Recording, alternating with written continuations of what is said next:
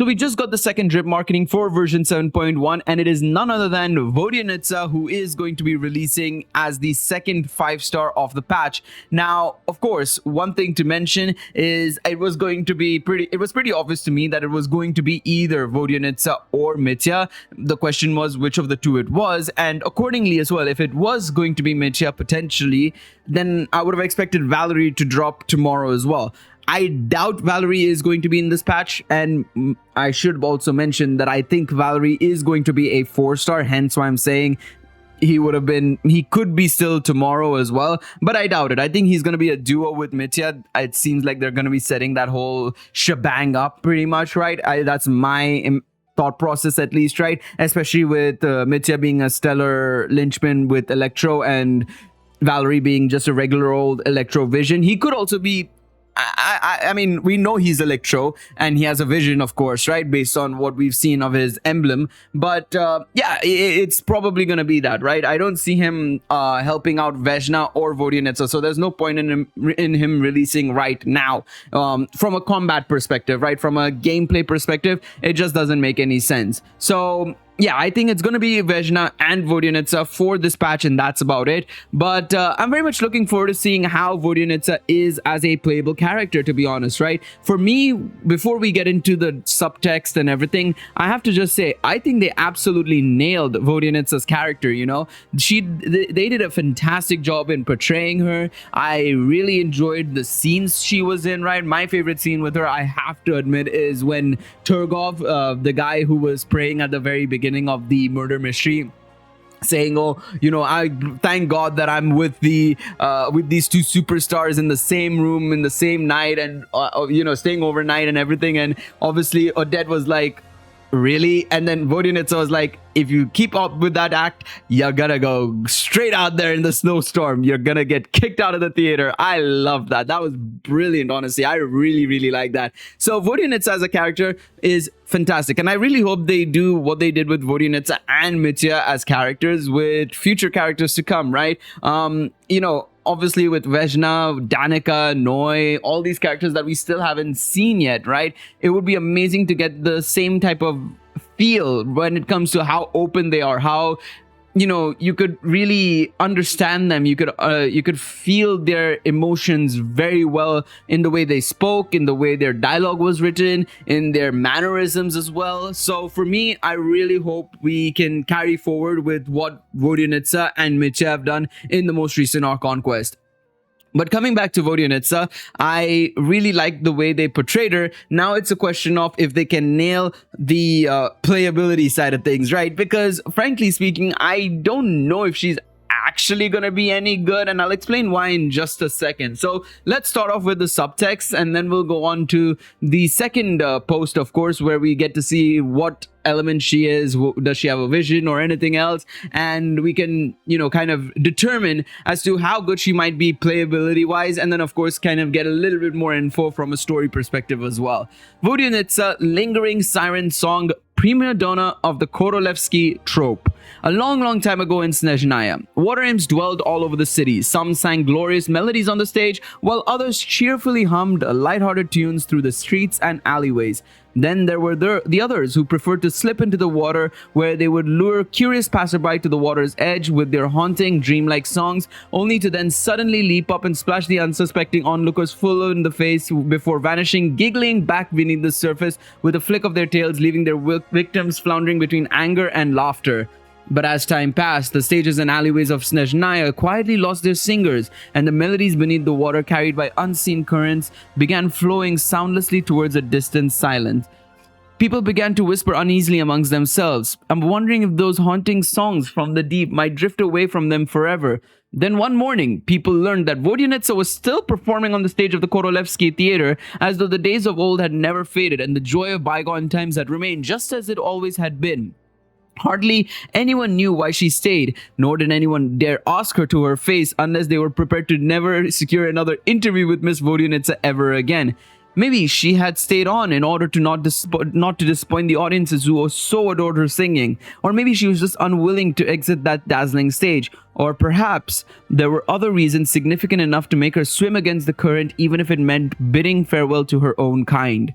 But for Vodyanitsa's audience, delving into the answer to that question is utterly meaningless. The only thing that matters is that they can continue to listen to the captivating voice of the water imp. Of course, if you want to be swept away by her song, standing tickets, sorry, but we don't sell those here at the ticket at the moment.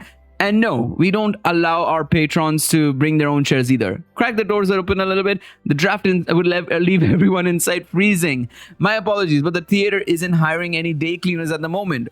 First, you need to get a ticket. Now, of course, I haven't done the meeting point quest yet personally in game, so obviously there might be a little bit more history here explaining the entire situation. We got a little bit of information, of course, with Shram and what happened all those centuries ago, right? 4 centuries ago, they said 400 years ago, right?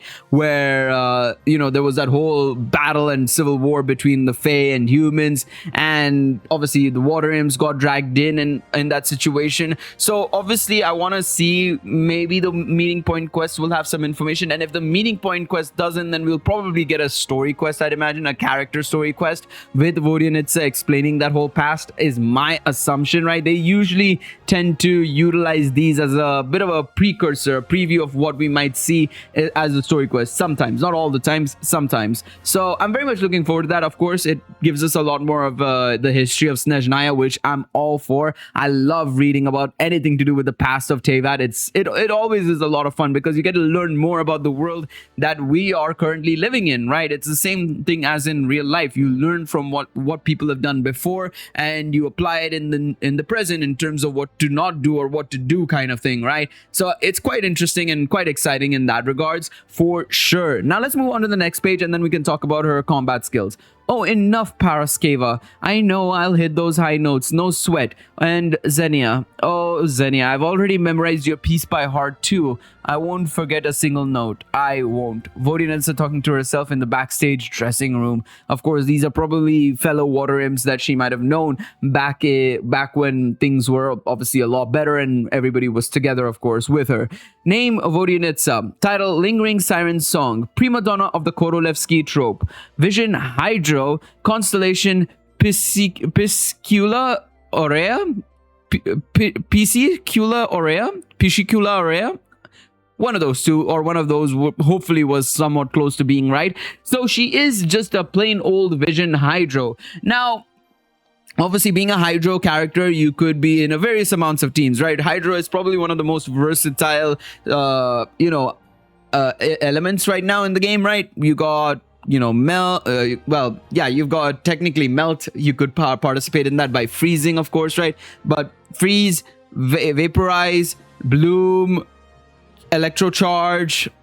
You've got a couple of those, right? And then swirl, crystallize, those are still there, right? So you've got you can react with all the elements, right? But the problem is, right, being a plain old Hydro Vision, first and foremost, when it comes to lunar reactions, you can't do anything. You can't lunar crystallize, lunar bloom, or lunar charge, technically, right? Unless you have the components alongside it. And who knows, maybe she might be good for those teams technically still, right? Depending on her shreds and everything. But I feel like it would have been nicer because right now in the stellar reactions era, right, we don't really need any extra characters, right? The main characters you need is quite literally the cryo characters primarily. And then depending on which route you're going down, you need either Animo or you need Electro, right? There's no point in running a Hydro character because the problem is, and this is my perspective, and this is the issue I've noticed with so many teams I've run in the past. Heck, my power creep video, right? A lot of people said that, oh, my team building was bad, but that's because at the time I didn't know how good my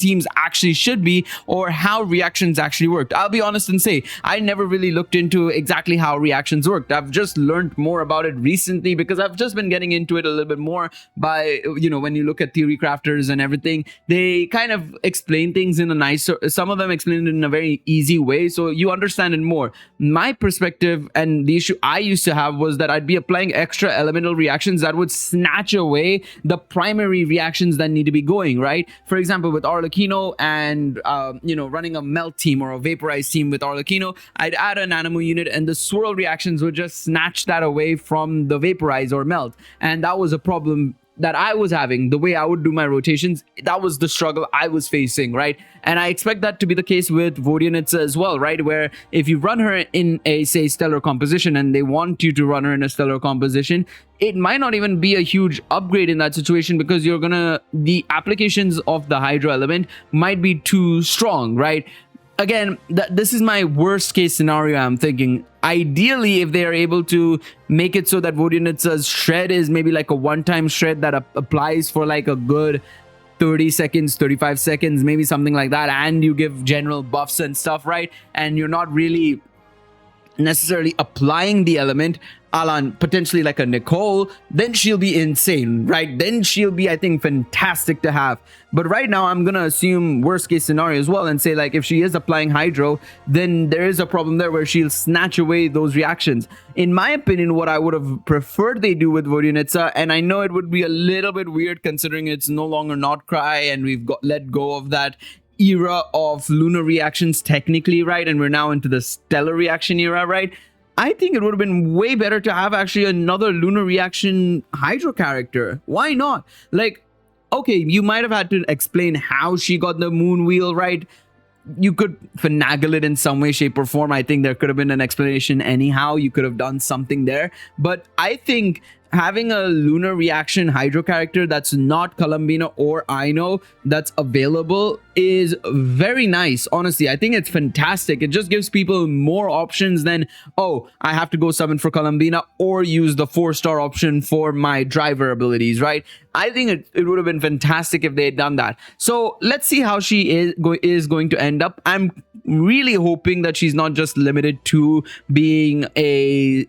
I really hope they don't pigeonhole her into stellar reactions personally. Like, if she is a Vision Hydro character, let her operate on freeze compositions. Let her be useful with Skirk. Let her be useful with Vaporize teams or Melt teams, you know, with alongside potentially like the likes of Arlecchino or something. Or you put her... because I feel like otherwise you're just kind of releasing her in a situation where she's not going to be usable, which will be a shame. Because, see, for me... you should summon for what you like, absolutely. And I really like Vodyanitsa. I would probably summon for her. But at the same time, I know that I don't necessarily also want to brick my account and avoid summoning for characters I also want who might be more usable than Vodyanitsa, if you get what I mean, right? I can get her on a rerun down the line. I'm not stressed about that in that regards, right? It's the same thing I'm going to probably do with Nicole soon because I didn't get her. I didn't summon for her. So for me personally, I'd rather she be good now where I can use her rather than her not being good and me having to just wait for a re-release so that I can just pick her up as an act of sort of pity, basically, in a way. That's a bit harsh to say, but I just feel like, why release a character that's practically empty right now, you know, in an era where, you know, where you're releasing good characters after good characters. Let's be real. I don't think we've had a miss in a very long time. You know, a lot of characters have been good. I know people will say Varka, but Varka was also pretty good, to be quite honest, right? Maybe not as insane as the lunar reaction characters or anything of that sort, but he still held his own fairly well, right? And so for me, I would like us to carry on that trend and release good characters. Just release some characters that people will enjoy summoning for and actually enjoy using while also loving the character as well. That's my personal opinion on that, but y'all can let me know in the comments what y'all think as well. Let me know your thoughts. Do you guys plan on summoning for her or not? Of course, remember, I try and avoid leaks, of course, right? I don't know anything about Vodyanitsa's kit or anything of that sort, if it's any good or bad, but I know there will be leaks out there, so just avoid saying anything regarding leaks. But let me know if you guys plan on summoning nonetheless. I'm curious to see what you guys have to say down below. Thank you guys so much for watching, and I'll see y'all in the next video. Until then, take it easy, everybody. Bye bye.